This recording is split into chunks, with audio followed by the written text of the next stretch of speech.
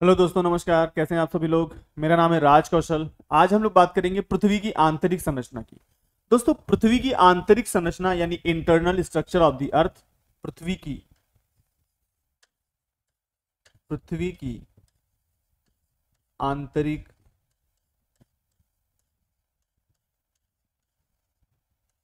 संरचना, पृथ्वी की आंतरिक संरचना के बारे में हमको पढ़ना है। यानी पृथ्वी के अंदर कितनी लेयर्स होती हैं। जैसे हमारे वायुमंडल में बहुत सारी लेयर्स होती हैं, अलग अलग लेयर के अलग अलग नाम हैं। ऐसे ही हम बात करेंगे हमारी पृथ्वी के अंदर कितने भागों में पृथ्वी को विभाजित किया गया है, डिवाइड किया गया है। तो हम लोग इस बारे में बात करने जा रहे हैं, पृथ्वी की आंतरिक संरचना।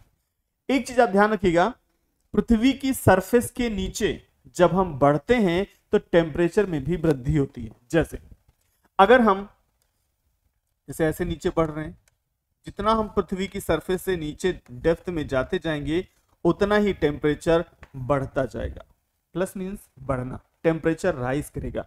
अगर हम 1 किलोमीटर अर्थ की सरफेस से नीचे जाते हैं तो टेम्परेचर में लगभग 25 डिग्री सेल्सियस से 28 डिग्री सेल्सियस की वृद्धि होती है। और जब भी हम वृद्धि लिखते हैं तो हमेशा हम प्लस से लिखते हैं।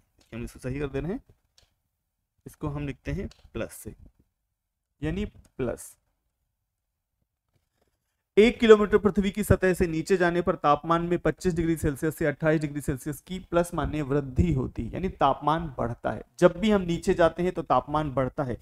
अगर हम इसके उल्टा यानी अगेंस्ट जाएं, यानी हम पृथ्वी की सरफेस से ऊपर जाएं, वायुमंडल में जाएं, तो याद रखिएगा 165 मीटर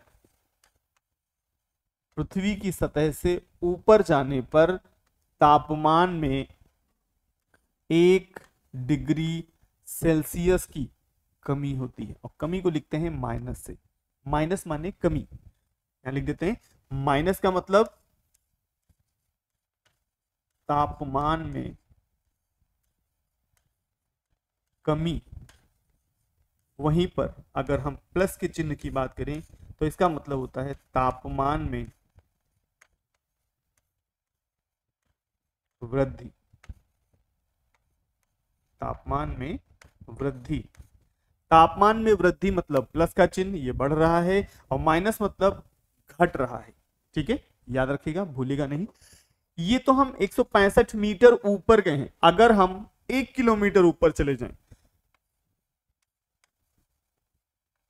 पृथ्वी की सतह से 1 किलोमीटर ऊपर जाते हैं तो याद रखिएगा तापमान में 6.5 डिग्री सेल्सियस की माइनस लगाया है, यानी कमी होती है।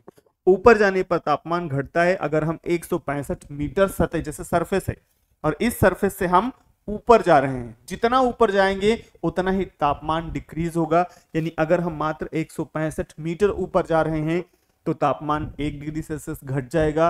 अगर हम 1 किलोमीटर मीन्स 1000 मीटर जा रहे हैं तो तापमान लगभग 6.5 डिग्री सेल्सियस घट जाएगा। तापमान में कमी हो रही, ऊपर जाने पर तापमान घटता है जबकि नीचे जाने पर तापमान बढ़ता है। ये बात आप जरूर ध्यान रखेंगे क्योंकि यहां पर ये चीज बहुत इंपॉर्टेंट है। ठीक है, हम लोग आगे बात करते हैं।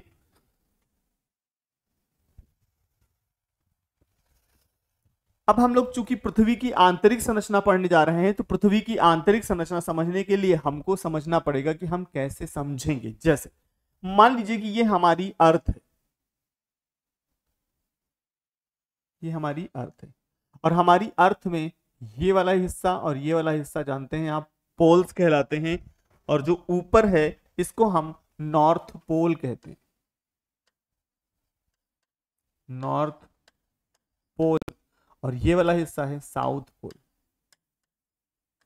South pole, north pole and south pole. और ये वाला हिस्सा है इक्वेटर का, यानी हमारी पृथ्वी की ये भूमध्य रेखा है, इक्वेटर है ये। Equator means 0 degree latitude. तो अगर हमको पृथ्वी की इंटरनल स्ट्रक्चर को समझना है तो हमको नॉर्थ पोल यानी कहीं तो अंदर जाना पड़ेगा कहीं से, तो हम इतनी दूरी लेंगे, बस इतनी, यानी नॉर्थ पोल से इक्वेटर तक ये जो दूरी है यही इसकी त्रिज्या समझ सकते हैं, रेडियस है। तो इतनी दूरी हम लेंगे, यानी कहने का मतलब ये वाला स्थान जो होगा इसके अंदर हम जा रहे हैं।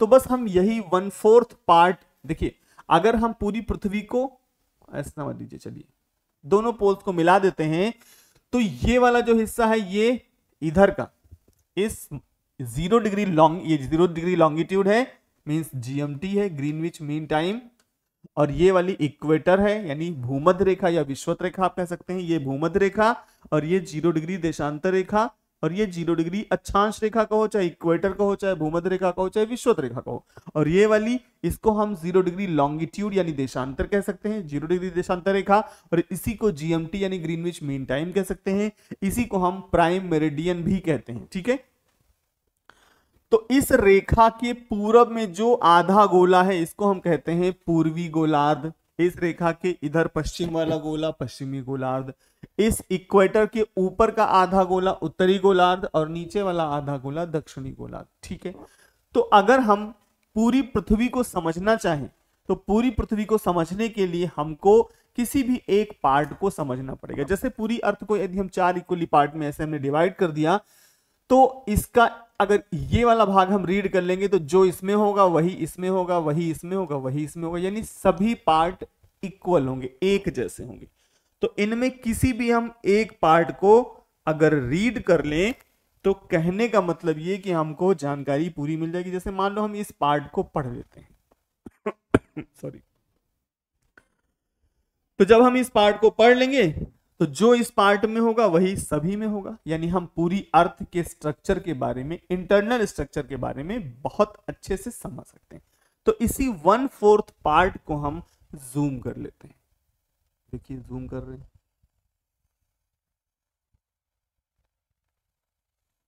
ये इसका 1/4 पार्ट है।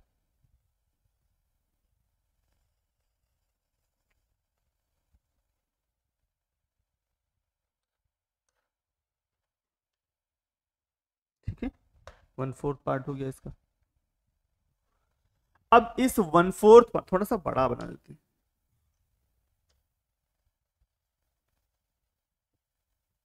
थोड़ा सा बड़ा कर लेते हैं इसको।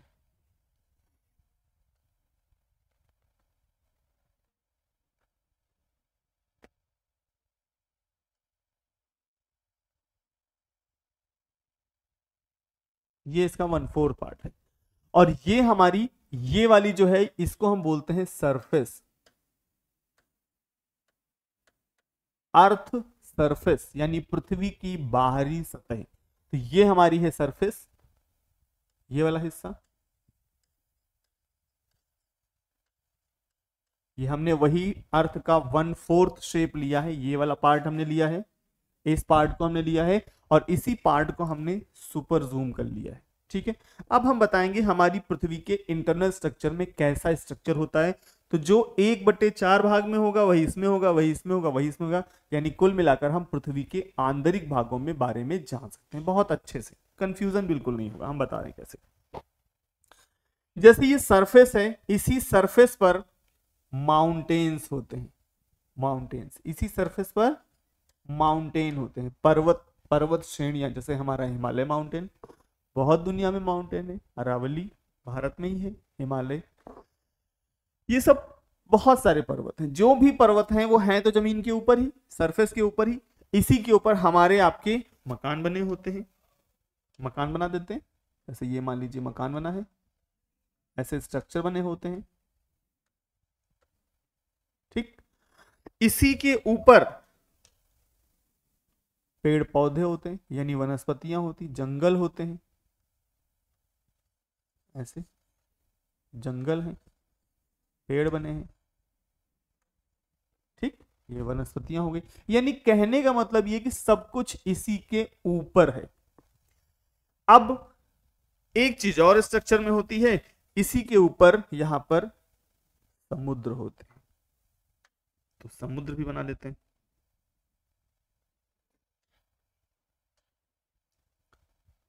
कुछ ऐसे, ये पहला मंडल है,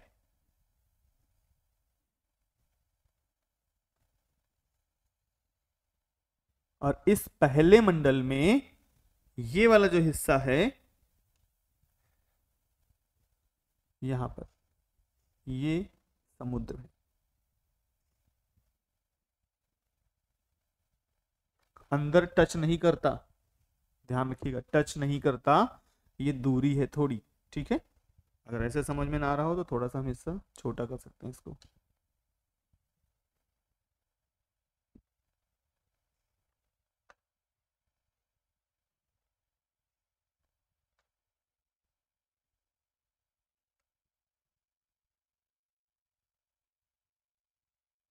अब तो क्लियर दिख रहा होगा, ठीक है। तो ये वाला जो हिस्सा है ऊपर की, यानी पहली जो सतह है, इसी सतह में ये, इसी को हम कहते हैं क्रस्ट।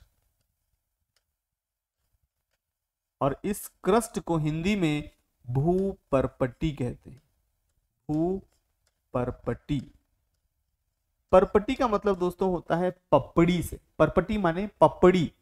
जैसे आपने देखा होगा कि जो मिट्टी होती है, जब मिट्टी सिंचाई, जैसे खेत की सिंचाई की जाती है, सींचने के बाद जब धीरे धीरे पानी सोख जाता है खेत के अंदर, एक समय 1 या 2 दिन के बाद एक ऐसा मोमेंट आता है जब ऊपर की एक लेयर जैसी जम जाती है, सूख जाती है पपड़ी, नीचे नमी होती है लेकिन ऊपर की पपड़ी सूख जाती है, उसी पपड़ी की बात कर रहा हूं, ठीक है। और वो हिस्सा काफी बड़ा होता है। तो जो भू परपटी, भू माने भूमि और परपटी माने उसकी पपड़ी, यानी भूमि की पपड़ी जो होती है उसका ये मंडल है। और दोस्तों ये वाला जो मंडल है ये 100 किलोमीटर का होता है, यानी 100 किलोमीटर सरफेस से ये जो दूरी है इतनी, ये 100 किलोमीटर है, 100 किलोमीटर है। और इसी 100 किलोमीटर वाले क्षेत्र में यहां पर प्लेटें होती हैं, ये हैं प्लेट्स। ये जो प्लेटें होती हैं, इन्हीं प्लेटों के ऊपर हमारी पृथ्वी की सरफेस है, और इसी सरफेस पर हमारे आपके घर बने हैं, सभी के घर हैं, हम सब इसी के ऊपर रहते हैं। तो हमारी जो पृथ्वी है, इसी पृथ्वी पर कुछ ऐसी प्लेटें हैं जिनके ऊपर महासागर भरे हैं, तो महासागर बना देते हैं। महासागर में पानी होता है तो थोड़ा सा पानी भी भर देते हैं, देखिए ये पानी भर रहे हैं हम।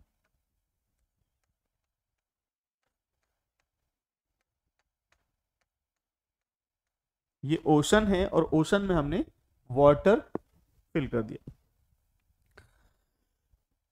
तो जहां ओशन होते हैं वहीं पर माउंटेन्स भी होते हैं, वनस्पतियां होती हैं, जंगल होते हैं, पेड़ पौधे होते हैं, घर बने होते हैं, यानी ये कुछ हमारे नदियां बहती हैं, रोड बनी होती है। जितना भी आप देखते हो जमीन के ऊपर, वो सब धरती के ऊपर यानी पृथ्वी की सतह या सरफेस के ऊपर विद्यमान है, मौजूद है, ठीक है। ये पहला मंडल है और इसी पहले मंडल की जो गहराई है वो है 100 किलोमीटर, और इस वाले भाग को हम कहते हैं भूपर्पटी। और ये हैं प्लेट्स, प्लेट, प्लेटें, ये सब प्लेटें हैं, ये भी प्लेट है, ये भी प्लेट है, ये भी है, ये भी है, बहुत सारी प्लेटें होती, ठीक है। अगले टॉपिक में बताएंगे प्लेट टेक्टोनिक में कि प्लेटें कैसे हम क्या काउंट करते हैं, कितनी छोटी प्लेटें हैं, कितनी बड़ी प्लेटें हैं, कैसे प्लेटों का मूवमेंट होता है, सारी बातें बताएंगे। तो ये जो पहला वाला मंडल है इसी को हम कहते हैं भूपर्पटी या क्रस्ट। दोस्तों इस भूपर्पटी में, इसी के ऊपर हम लोग खेती का कार्य कर रहे होते हैं, कृषि कार्य चल रहा होता है, इसी में सब कुछ भी है। ध्यान रखना, हमारी पूरी पृथ्वी के ऊपर 2 प्रकार की प्लेटें पाई जाती हैं। एक प्लेट होती है ऐसी जिस पर महासागर होते हैं, इसीलिए हम इसको महासागरीय प्लेट कहते हैं, महासागरीय, महासागरीय प्लेट। इंग्लिश में इसी को हम ओशनिक प्लेट कहते हैं, ओशनिक प्लेट या महासागरीय प्लेट। और दूसरे टाइप की जो प्लेट होती है उसके, उस प्लेट के ऊपर महाद्वीप बसे होते हैं, तो उसको हम कहेंगे महाद्वीपीय,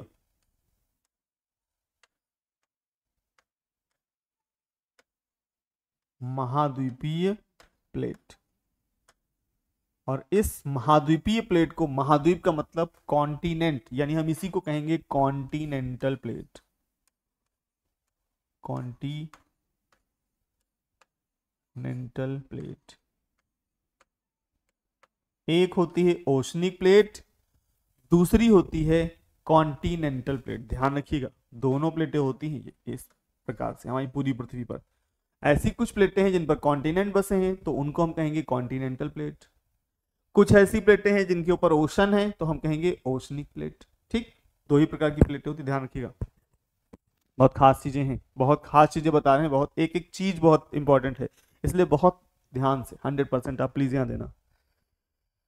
तो जो पहला मंडल है, पहला मंडल हो गया, और इस पहले मंडल के बाद अब देखो दूसरा मंडल हम बना रहे हैं।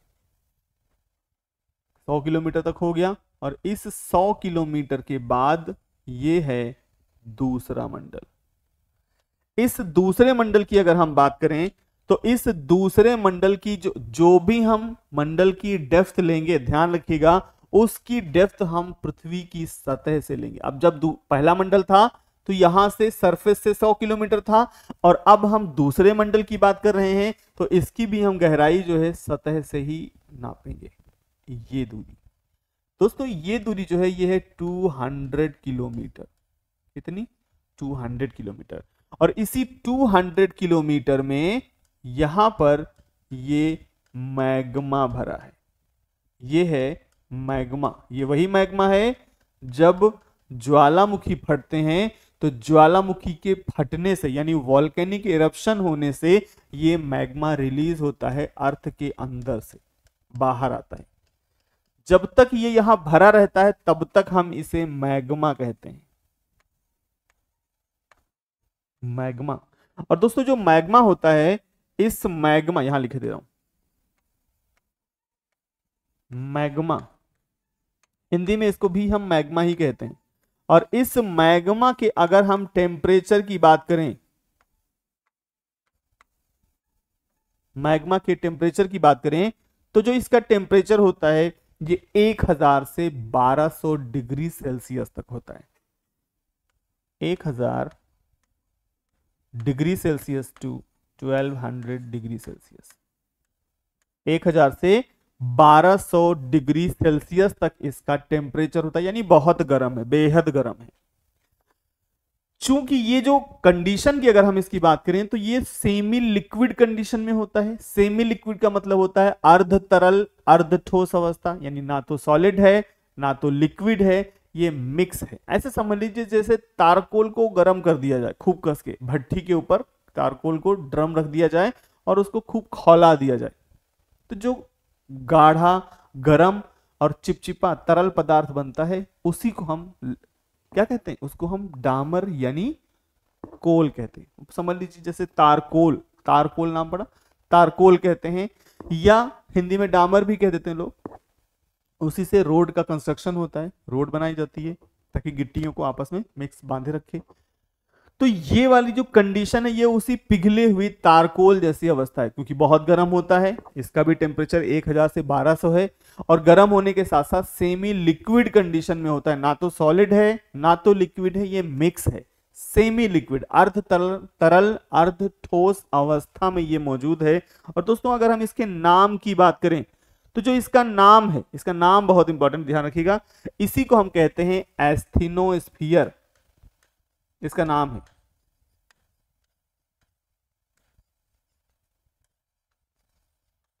एस्थेनोस्फीयर को हिंदी में दुर्बल मंडल कहते हैं, दुर्बल मंडल, एस्थेनोस्फीयर या दुर्बल मंडल। दुर्बल मंडल नाम है, दुर्बल नहीं है, सिर्फ नाम है। क्यों नहीं है? क्योंकि इसका जो टेम्परेचर है ना, वो 1000 डिग्री सेल्सियस से 1200 डिग्री सेल्सियस तक है, तो खाली नाम है, दुर्बल है नहीं, काम नहीं दुर्बल है। यही लावा कहलाता है तब जब जमीन के ऊपर मैग्मा निकलता है, यानी जब तक भरा है तब तक हम इसे मैग्मा के नाम से जानते हैं। लेकिन जैसे ही मैग्मा ज्वालामुखी के फटने के कारण जमीन पर ऊपर आता है, इसी मैग्मा को ऊपर हम लावा कहते हैं। ध्यान रखिएगा, जमीन के ऊपर इसे हम लावा कहते हैं, और जब तक अंदर भरा है तब तक हम इसे मैग्मा कहते हैं। इसी मैग्मा का टेम्परेचर 1000 से 1200 डिग्री सेल्सियस तक मौजूद है, बहुत गर्म है मतलब। तीसरे मंडल की हम बात करें दोस्तों, तो ये जो तीसरा मंडल है ये भी हम सतह से गहराई नापेंगे। देखिए ये तीसरा मंडल है। इस तीसरे मंडल की हम बात करें तो इस तीसरे मंडल में इसकी भी हम डेप्थ सतह से ही नापेंगे, सभी की गहराई सतह से ही मेजरमेंट करेंगे हम। इसकी जो डेप्थ है ये है 1700 किलोमीटर। 1700 किलोमीटर, ये 100 किलोमीटर, ये टोटल 200 किलोमीटर। तो अगर हम इसकी बात करें तो अगर टोटल ये 200 है, ये 100 माइनस करेंगे तो ये 100 किलोमीटर बचेगी। लेकिन सतह से ही हम दूरी नाप रहे हैं, तो सतह से ये वाली 100 है, ये वाली 200 है, अब ये वाली 1700 है, ऐसे नापेंगे। तो इसकी ऊंचाई नापनी है तो 1700 माइनस 200 बराबर 1500। ठीक है, ऐसे ये 1500 किलोमीटर की रेंज में है, ऐसे नापेंगे। तो ये जो 1700 किलोमीटर सतह से, सरफेस से 1700 किलोमीटर की जो डेप्थ है, इसके अंदर ये मंडल है दोस्तों। ये जो 200 किलोमीटर वाला है और ये जो 1700 किलोमीटर वाला है, इस पूरे दोनों पार्ट को, मतलब इस पार्ट को और इस पार्ट को, दोनों को मिलाकर हम कंबाइंड रूप से पढ़ रहे हैं। इसी को हम कहते हैं अपर मेंटल।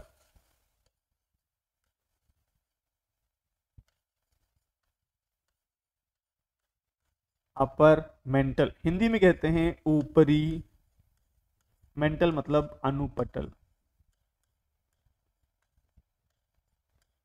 ऊपरी अनुपटल, अपर मेंटल का मतलब ऊपरी अनुपटल से है।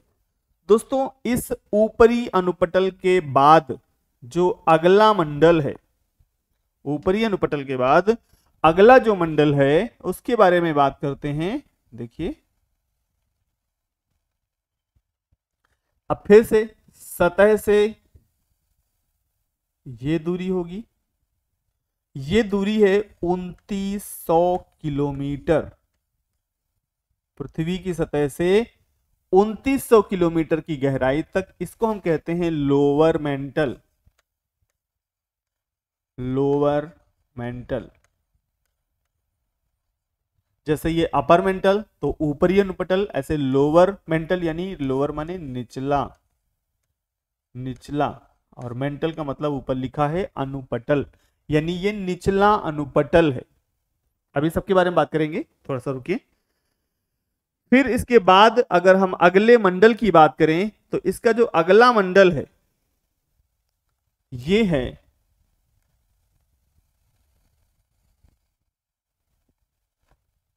पृथ्वी की सतह से, यहां से फिर से हम इसकी डेप्थ नापेंगे, ये वाली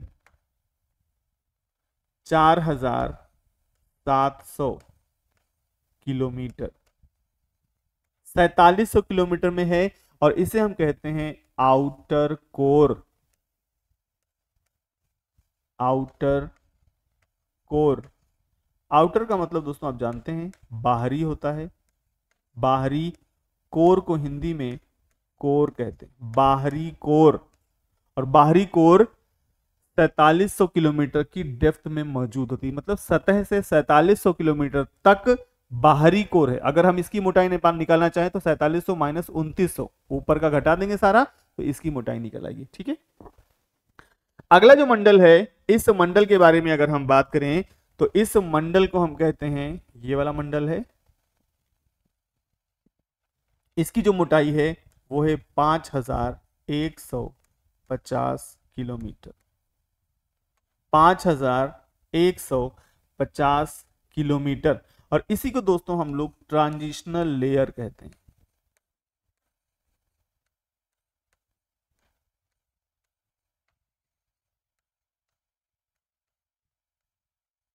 ट्रांजिशनल लेयर हिंदी में कहते हैं संक्रमण पेटी। संक्रमण पेटी, ट्रांजिशनल लेयर का मतलब संक्रमण पेटी से है। और ये जो पेटी होती है ना, ये पेटी कुछ ऐसे होती है, इस प्रकार से, मतलब ये एक अलग लेयर होती है, ये संक्रमण पेटी है। ठीक,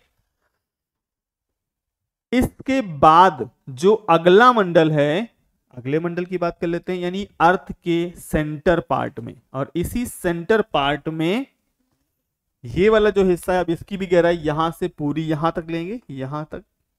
ये जो गहराई है, ये गहराई है 6371 किलोमीटर,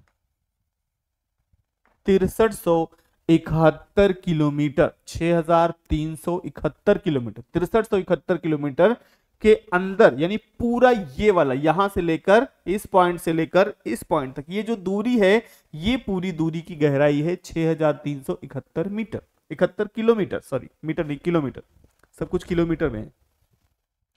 इसी को हम लोग कोर कहते हैं। क्या कहते हैं? कोर।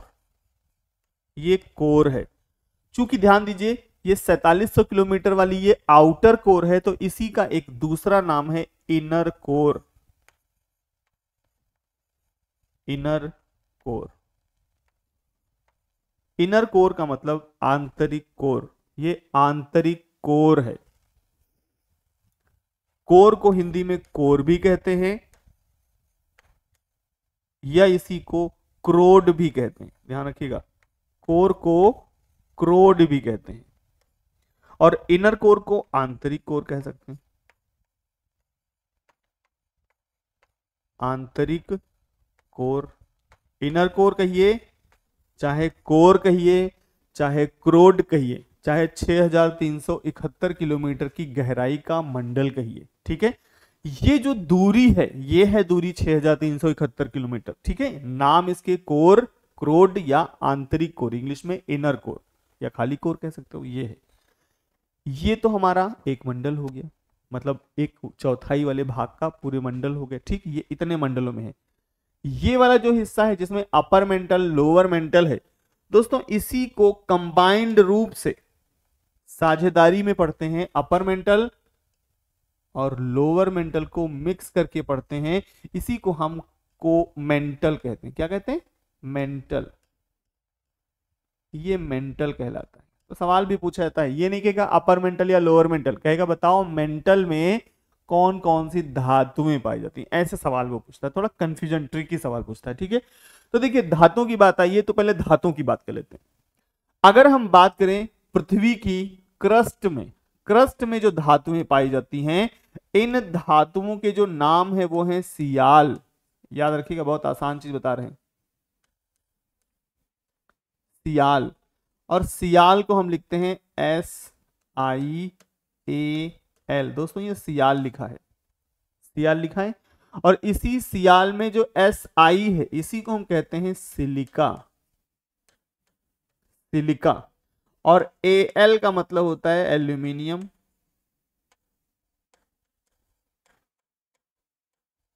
सिलिका के साथ एल्यूमिनियम पाई जाती है पृथ्वी की भूपर्पटी वाले स्थान में, सिलिका और एल्यूमिनियम यानी सियाल पाई जाती है।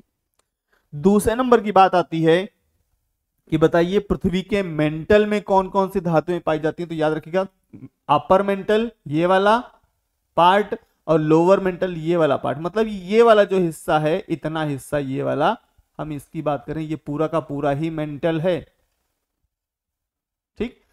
जो धातुएं होंगी इस एस्थेनोस्फीयर या दुर्बल मंडल में पहले से पिघली हुई अवस्था में होंगी, ठीक है। तो अब मंडल बचा, एक ये वाला बचा और एक ये वाला बचा। तो इस दोनों मंडलों में, यानी 1700 किलोमीटर वाले में और 2900 किलोमीटर वाले में हम बात कर रहे हैं, जो इसमें धातुएं होंगी उन धातुओं को हम कहते हैं सीमा। सीमा धातुएं, धातुओं के नाम है। और सीमा को हम लोग लिखते हैं SIMA, ऐसे लिखते हैं। और SI को दोस्तों अभी हम लोगों ने पढ़ा है, SI मतलब सॉरी सिलिका कहते हैं, तो इसे हम कहेंगे सिलिका। ये है सिलिका। और इस सिलिका के साथ में Ma का मतलब मैग्नीशियम है।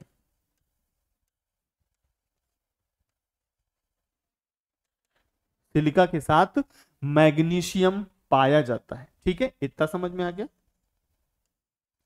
अब अगर हम बात करें पृथ्वी की इनर कोर की, तो दोस्तों इस इनर कोर में जो धातुएं पाई जाती हैं उन्हें हम लोग नीफे के नाम से जानते हैं। और इस नीफे को लिखते हैं NIFE, ये है नीफे। और NiFa को, Ni का मतलब होता है दोस्तों निकिल,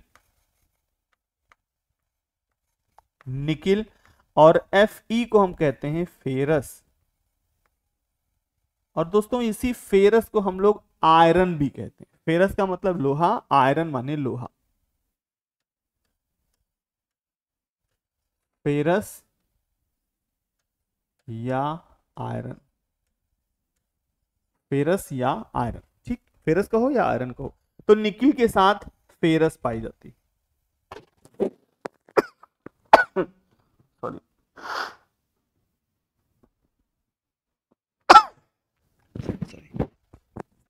तो निकिल के साथ, कुछ मौसम चेंज हो रहा है तो वही है, मौसम से बच के रहिए आप लोग भी।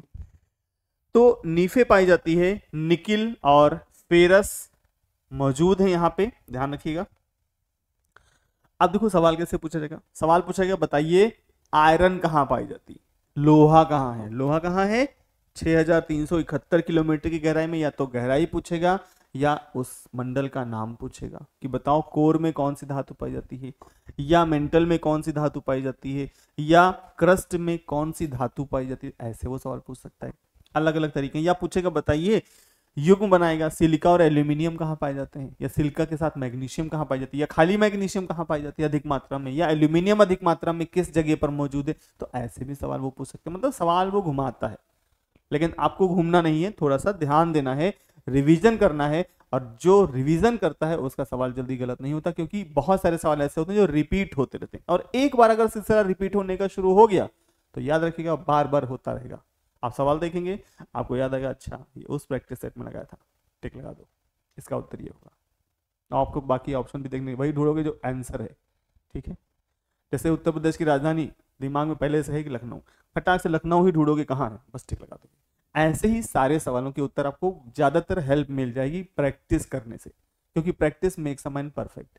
जितना प्रैक्टिस करेंगे उतना आप परफेक्ट होते जाएंगे। परफेक्शन कहीं अलग से नहीं आता, प्रैक्टिस करने से आता है।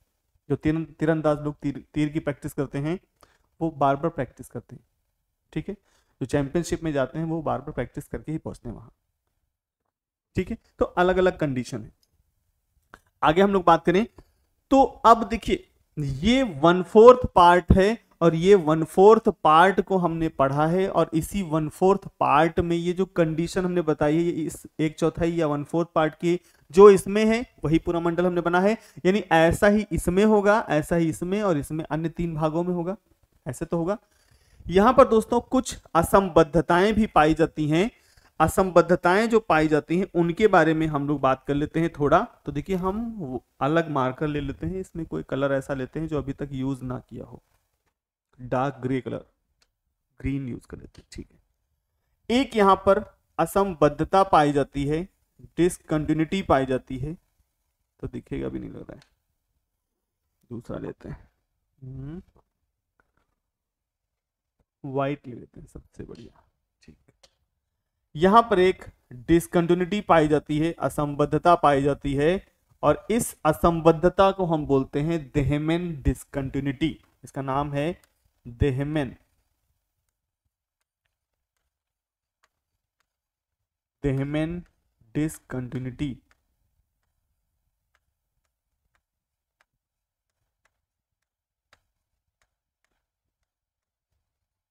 दोस्तों डिसकंटिन्यूटी को हिंदी में हम असंबद्धता कहते हैं। डिसकंटिन्यूटी माने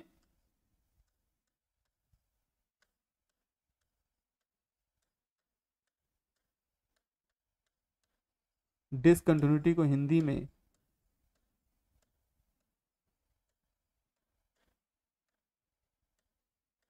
असंबद्धता कहते हैं, ठीक है। इसके ऊपर यहां पर एक दूसरी डिसकंटिन्यूटी या असंबद्धता पाई जाती है, और इसका नाम है गुटेनबर्ग,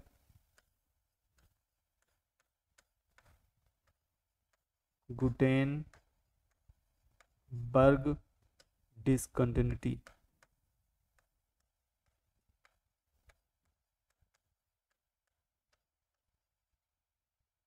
यहां पर एक डिसकंटिन्यूटी पाई जाती है 100 किलोमीटर की डेप्थ में,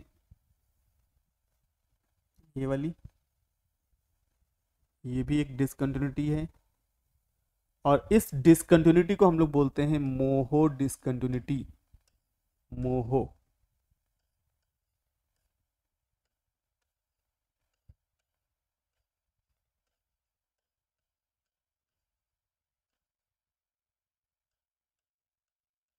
मोहो डिसकंटिन्यूटी, मोहो असंबद्धता, ये मोहो असंबद्धता है। और इसके ऊपर एक और पाई जाती है बीच में, हम दूसरे कलर से बना देते हैं ताकि दिखेगा नहीं, सब व्हाइट व्हाइट है, ये वाली। और ये है लगभग 40 से 45 किलोमीटर के आसपास सरफेस से। और इस असंबद्धता का नाम है, यहां पर लिखे देने, इसका नाम है लोनार्ड, लोनार्ड डिसकंटिन्यूटी।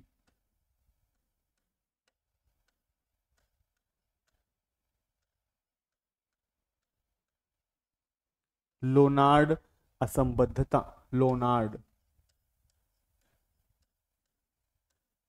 बहुत इंपॉर्टेंट है, बहुत बार पेपर में पूछी गई है। ऐसे ही मोहो भी बहुत बार पूछी गई है, मोहो भी पूछी गई है, ध्यान रखिएगा। ये है मोहो, वाइट, ये वाली मोहो है, मोहो, मोहो असंबद्धता। तो ऐसे अलग अलग असंबद्धता, ये है देहमन, देहमन, और ये वाली है गुटेनबर्ग, गुटनबर्ग।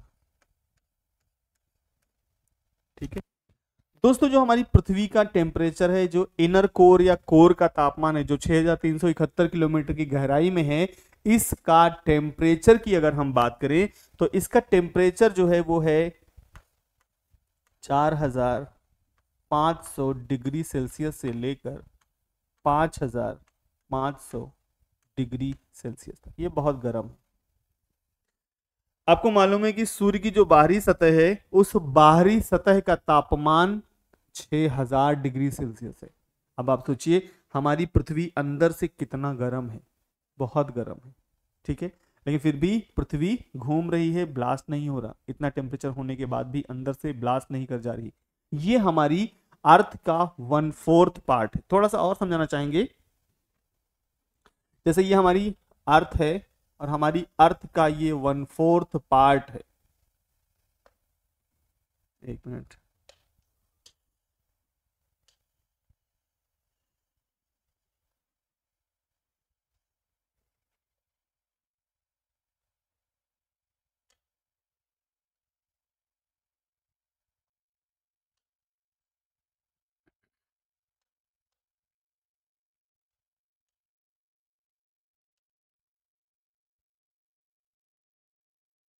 जैसे ये मान लीजिए, ये हमारी अर्थ है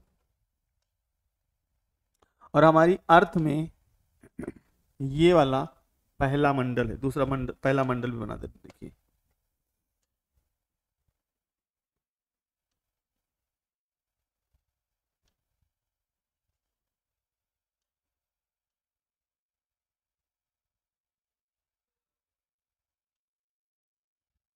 रुकिए,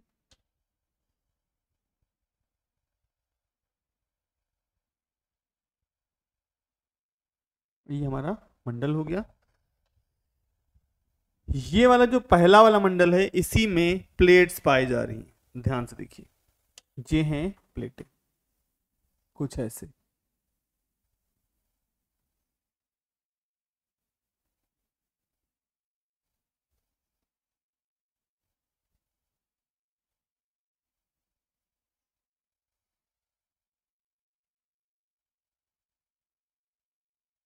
ये प्लेट्स हैं और इन्हीं प्लेटों के नीचे मैग्मा भरा है, ध्यान से देखिएगा, ये मैग्मा है।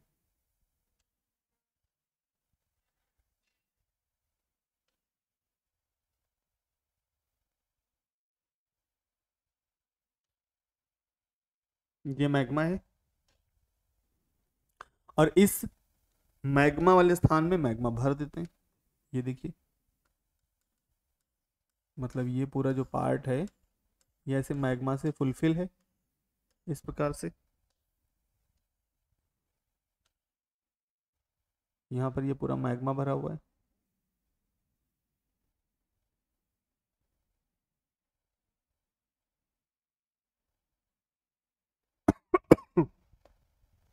ये कुछ ऐसा हिस्सा है।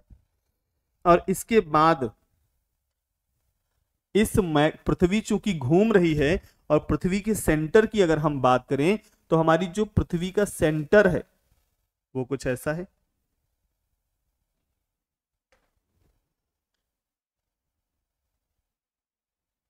ये इनर कोर, ये हमारी इनर कोर है। और इस इनर कोर में, इस इनर कोर के अंदर मैग्मा भरा है। मतलब ये जो ये है ये सॉलिड है, ठोस लोहे के बनी है, ठोस लोहे से बनी है, ये आयरन से बनी है। तो जब हमारी अर्थ घूमती है, एंटी क्लॉकवाइज चक्कर लगाती है, हमारी पृथ्वी पश्चिम से पूरब की ओर घूमती है। इसी के घूमने की वजह से ये वाला जो हिस्सा है अर्थ की इनर कोर, यहां पर बताया था अभी हमने, ये फेरस यानी नीफे से बनी है, यानी फेरस से बनी है, यानी ठोस लोहे से बनी है। निकिल के साथ आयरन मौजूद है, आयरन माने लोहा, और ये ठोस लोहा है। और इसी पृथ्वी के घूर्णन की वजह से इस लोहे में मैग्नेटिज्म बनता है, इसी से बनता है गुरुत्वाकर्षण बल। जब हमारी पृथ्वी एंटी क्लॉकवाइज अपनी एक्सेस पर घूमती है, इसकी रोटेशनल स्पीड है 1675 किलोमीटर पर आवर। इतनी तेज घूमने की वजह से इस सेंटर पार्ट जिसे हम कोर कहते हैं, इसी कोर में, ये कोर वाला पार्ट है, और इसी कोर में गुरुत्वाकर्षण बल क्रिएट होता है जो हर एक वस्तु को अपनी ओर आकर्षित करता है, ये आप जानते हैं। तो जब पृथ्वी घूमती है तो साथ में ये वाला हिस्सा भी घूमता है जो मैग्मा वाला है, जिसको मैग्मा हमने बोला था। ये वाला हिस्सा, ये वाला हिस्सा एस्थेनोस्फीयर वाला, इस हिस्से की हम बात कर रहे हैं, ये वाले हिस्से की। तो जब ऐसा होता है तो यहां पर प्लेटें भी मूवमेंट करती हैं, प्लेटें भी इसी के ऊपर फिसलने लगती है। जैसे आपने देखा होगा कि जो साइकिल होती है, साइकिल का जो पहिया होता है, पहिए के बीच में एक रॉड होती है और रॉड के दोनों किनारे कटोरी होती है, उसमें ग्रीस लगाते हैं, उसमें छर्रे भरते हैं, और उसके बाद जैसे ही पैडल पर दबाव बनाते हैं पहिया घूमती है, और पहिया घूमने की वजह से वो हब के ऊपर एक रॉड जो होती है उसको हब बोलते हैं, उस हब के ऊपर पहिया फिसलने लगती है। यानी थोड़े से प्रेशर में पहिया फिसलने लगती है और एक स्थान से दूसरे स्थान को साइकिल चली जाती है। तो बस वैसे ही हमारी यहां भी स्थिति है। जैसे ही हमारी पृथ्वी एंटी क्लॉकवाइज घूमना स्टार्ट करती है, इन्हीं मैग्मा, चूंकि सेमी लिक्विड कंडीशन है, इसी कंडीशन के ऊपर ये प्लेटें फिसलने लगती हैं। बिल्कुल साइकिल की पहिए वाली स्थिति, फिसलने लगती हैं और मूवमेंट शुरू हो जाता है। यानी यहीं पर प्लेट टेक्टोनिक शुरू हो जाता है। जब प्लेटें आप फिसलेंगी तो कोई प्लेटें आपस में लड़ेंगी यानी विनाशात्मक किनारे होंगे। ऐसी बहुत सारी चीजें हैं जो हम अगली क्लास में आपसे डिस्कस करेंगे। तो उम्मीद करते हैं, आशा करते हैं आपसे कि आपको ये पूरा टॉपिक समझ में आया होगा, बहुत अच्छे से आया होगा। और अगर फिर भी इस टॉपिक में आपको लगे कि इस टॉपिक में अभी हमें कुछ समझ में नहीं आया है, तो आप पूछ सकते हैं, कमेंट कर सकते हैं, इसे लाइक कर सकते हैं, शेयर कर सकते हैं। उनको जरूर शेयर करिए जो आपके फ्रेंड हैं, जो आपके ग्रुप हैं, उनमें आप शेयर करेंगे तो इससे क्या फायदा होगा? इससे फायदा होगा कि जो आपके साथी हैं, दोस्त हैं, फ्रेंड्स हैं, उनको भी ये मैसेज जाएगा कि भाई यहां से पढ़ा जा सकता है क्योंकि पेपर में यहां से आता है। और ये अगर चीजें देखिए कठिन है, अगर आसान भाषा में हमें समझ में आ जाए तो इससे बेहतर कुछ नहीं। और अपने दोस्तों के लिए थोड़ा सा परोपकार करिए, इसको लाइक करिए, शेयर करिए, सब्सक्राइब करिए। तो आज के लिए बस इतना ही, फिर हम लोग मिलेंगे उसके बाद इसी क्रम में। अब हम लोग बात करेंगे इसके अगले वाले टॉपिक की, प्लेट टेक्टोनिक की, जो अगले टॉपिक में बात करेंगे। थोड़ा सा हम बता दे रहे हैं, जैसे हमने इसमें बताया कि ये प्लेटें होती हैं और इन्हीं प्लेटों की वजह से हमारी पृथ्वी के ऊपर प्लेटें हैं और इन्हीं प्लेटों पर हम लोग रहते हैं, यानी हमारे आपके मकान बने हैं, जितनी भी स्ट्रक्चर हैं वो सब हैं। दो प्रकार की प्लेटें हैं, एक महासागरीय और एक दूसरी वाली जो है वो महाद्वीपीय है। तो इनके बारे में भी हमें पढ़ना है, ये प्लेटें कैसे आपस में मिक्स होती हैं, कैसे हिट करती हैं, इन प्लेटों के हिट करने से कौन सी संरचनाएं बनती हैं, ये सब बातें हम लोग करेंगे, ठीक है, अगले टॉपिक में। ये भी याद रखिएगा कि ये असंबद्धताएं क्या होती है, कहां पर मौजूद हैं, किस मंडल में मौजूद हैं, दुर्बल मंडल क्या होता है। जब तक अंदर मैग्मा भरा होता है तब तक इसको हम मैग्मा कहते हैं, लेकिन जमीन के ऊपर जब ये जाता है तो हम इसे लावा कहते हैं। तो ये सब चीजें बहुत ध्यान देने वाली हैं। अगर आपने जमीन के अंदर जब भरा है तो आपने इसको लावा कह दिया, आपका सवाल गलत हो गया, क्योंकि यहां लावा नहीं कहते, यहाँ सिर्फ और सिर्फ मैग्मा कहते हैं। और जब वॉल्केनिक इरप्शन होता है, ज्वालामुखी फटता है, तो जब बाहर आता है तो उसे हम मैग्मा नहीं कहते, उसे हम लावा कहते हैं। यानी अगर पूछा जाए कि ज्वालामुखी उद्गार जब होते हैं तो क्या निकलता है, तो आपका जवाब होना चाहिए लावा निकलता है। जहां वहां उस जगह पर यदि आपने मैग्मा कह दिया तो आपका सवाल गलत हो जाएगा। तो दोस्तों मैग्मा नहीं निकलता, लावा निकलता है। ज्वालामुखी से हमेशा लावा निकलता है, ये चीज ध्यान रखिएगा, ठीक है। ज्वालामुखी से लावा निकलता है, और ज्वालामुखी से जब लावा निकलेगा तो क्या होगा, लावा बहुत ज्यादा गर्म होता है, और लावा जिस जगह पर निकलेगा उस जगह पर पूरा जलाकर राख कर देगा, क्योंकि ये नियम होता है लावे का। लावा तो जला देता है सब कुछ, क्योंकि बहुत ज्यादा गर्म होता है। गर्म क्यों होता है, क्योंकि हमने आपको बताया कि ये जो मैग्मा है इसका टेम्परेचर ही 1000 से 1200 डिग्री सेल्सियस है, ठीक है। एक चीज और समझ लीजिए कि ये जो हमारी पृथ्वी है, हमारी पृथ्वी जब घूमती है तो साथ में आप समझ लीजिए कि लट्टू की तरह घूमती है। जैसे लट्टू आपने देखा घुमाते हुए, घूमते हुए आपने घुमाया हो लट्टू, तो लट्टू जैसे घूमती है, लेकिन अपनी अक्ष पर सीधी नहीं है, 23.5 डिग्री झुकी है, उसके बाद एंटी क्लॉकवाइज रोटेट करती है। और चूंकि इसकी रोटेशनल जो स्पीड है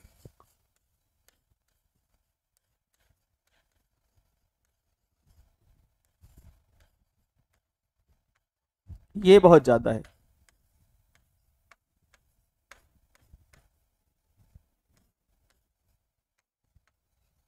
एक घंटे में 1675 किलोमीटर घूम जाती है। रोटेशनल स्पीड को हम लोग घूर्णन गति कहते हैं,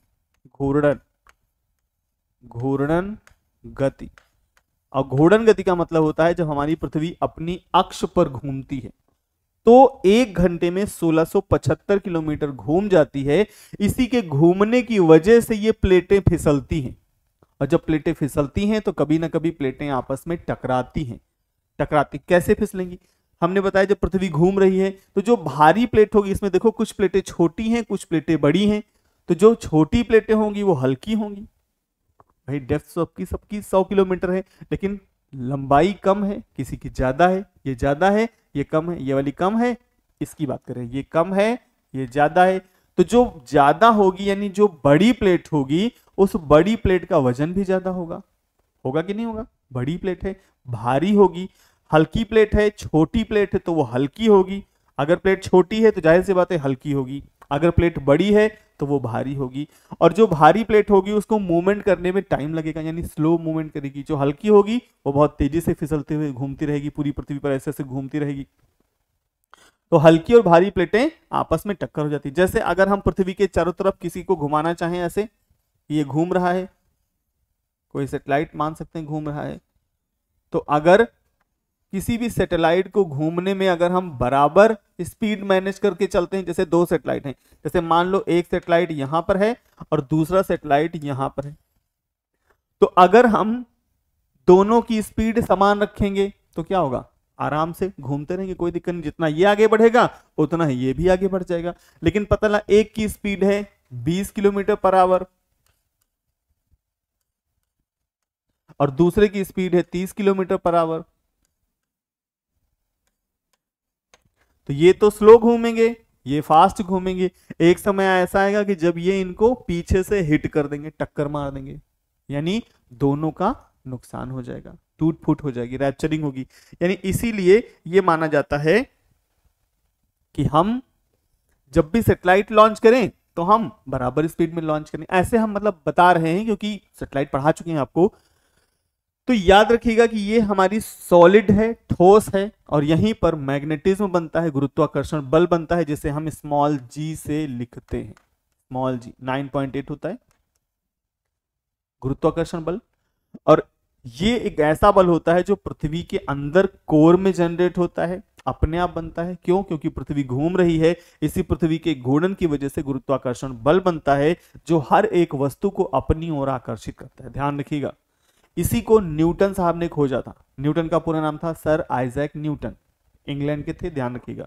और उन्होंने खोजा था, इसी खोज के लिए उन्होंने जब खोजा इसको तो इसी के लिए उन्हें बाद में नोबेल प्राइज से नवाजा गया। ठीक है, तो दोस्तों आज के लिए हम इतना ही रखते हैं, फिर हम लोग बात करेंगे अगली क्लास में। आशा करते हैं आपको बहुत अच्छे से समझ में आएगा। जो इस मंडल में है ये एक मंडल बनाया, वही इसमें है, वही इसमें है, वही इसमें है, यानी पूरी पृथ्वी हमारी ऐसे ही बनी है। ठीक है ना। आज के लिए इतना ही, फिर हम लोग मिलते हैं अगली क्लास में। तब तक के लिए शब्बा खैर, शुभ रात्रि, गुड नाइट।